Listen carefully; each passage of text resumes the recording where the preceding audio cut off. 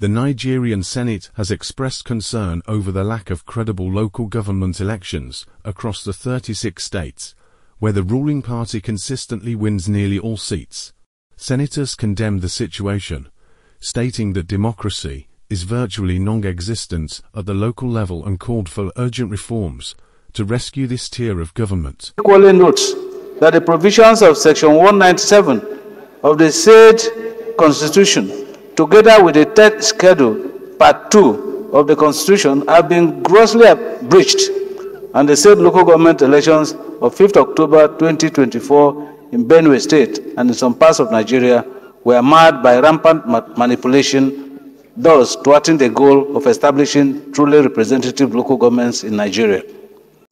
To the fact that this is a matter for our concern, not just as senators, but as ambassadors of the good people of Benue State, who have cried to us and have asked us to voice this charity out in these hallowed chambers for the attention of our colleagues, so that collectively we shall find a way towards resolving this heinous political crime that is being committed at the subnational levels of this country. You will agree with me that in a democracy, election is not just a mere political activity. It is supposed to be an avenue where our mandate, our authority to provide leadership is derived from. That's the whole essence of election in a democracy. And this edifice called democracy, which we are all enjoying, didn't just come about, Mr. Senate President. People sacrificed. Lord, there was no election. Yeah, you said? No election. There was no election in Benue. Whether APC or what, there was no election.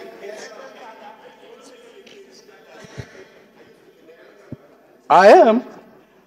Okay. The fact that I'm in APC, I cannot support what is wrong. Senate Minority Leader Abba Moro, who led the motion, described how voters in Benue and other states were left waiting 4 hours without election materials or officials. Other senators agreed that the problem is widespread across all parties and states. The truth is, this is going to be a serious and difficult issue to resolve. National Assembly alone, Mr. President and distinguished colleagues, cannot resolve this. We can do our part, but we must do beyond our part.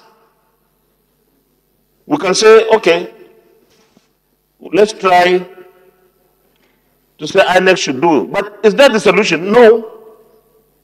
Even INEC, in some states, people complain about INEC.